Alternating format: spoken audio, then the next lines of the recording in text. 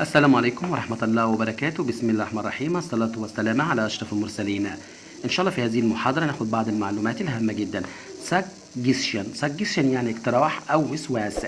طبعا الكلمة في اللغة الإنجليزية لديها أكثر من معنى. The word in English exactly has more meaning. حرف الاس بياخد صوت السين، واليو بياخد صوت الالف. طبعا اليو بياخد صوت الالف او الواو او الياء، ولكن هنا ياخد صوت الالف. الجي بتاخد صوت الجيم. الجي الثانيه سايلنت عشان طبعا المفروض جي تاخد جيم، ولكن سايلنت عشان طبعا الحرف متكرر. والاي ياخد صوت الياء، والاس صوت السين، والتي اي او طبعا بياخد صوت الشين عشان طبعا دي حروف مركبه، والان بتاخد صوت النون. بعد كده سجست يعني يقترح، سجست يقترح، يبقى اذا سجشن ده نون اسم، والفيرب منه اسمه سجست. بعد كده عندنا سجستر. سجستر المقترح نفسه، المقترح نفسه اسمه سجستر. كل اللي احنا عملناه بنضيف الار الى سجست اصبحت سجستر. طبعا هنا الا بياخد صوت الياء، والار بياخد صوت الراء.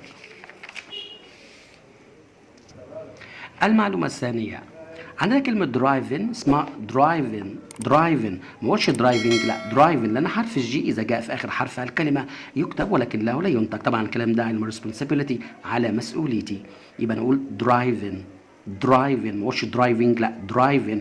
الدي بياخد صوت الدال، والار بياخد صوت الراء، والاي بياخد صوت الياء، والفي بياخد في مع حرف الفاء، والاي بياخد صوت الياء، والان صوت النون، وطبعا الجي طبعا زي ما احنا قلنا سايلنت. يبقى درايفن يعني القيادة. يبقى اذا شطار بقول درايفن وليس درايفنج، اسمها درايفن يعني القياده. طبعا بالنسبه للفيرب، الفيرب من درايفن اسمه درايف يعني يقود او يسوق. طبعا نلاحظ ان حرف الا اسمه ما اسموش اي، اسمه اذا جاء في اخر حرف الكلمه يكتب ولا ينطق، اسمه درايف يعني يقود، بينما درايفن ده الاسم اللي هو القياده. لايسنس يعني معناها رخصة أو فسق أو فجورة أو حرية أو إذن.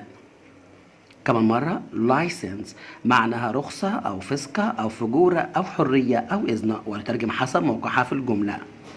هنا طبعا بالنسبه لللايسنس الاي اللي بتاخد صوت اللام، والاي ياخد صوت الياء، والسي بياخد صوت السين. لماذا؟ عشان حرف السي ينطق سين اذا جاء بعد منه حرف الا او الاي او الواي، والان صوت النون، والاس صوت السين، والا طبعا اذا جت اخر حرف الكلمه تكتب ولا تنطق. درايفن لايسنس اللي هي رخصه قياده. لايسنس هنا جاءت بمعنى رخصه، ودرايفن يعني قياده، يبقى درايفر لايسنس يعني رخصة قيادة. أترككم في رعاية الله. جود باي and I will see you again. أترككم في رعاية الله ودمتم، وطاب صباحكم، وإن شاء الله بأمر الله إن شاء الله سوف أجعلكم محترفين في اللغة الإنجليزية وأيضا في اللغة الفرنسية.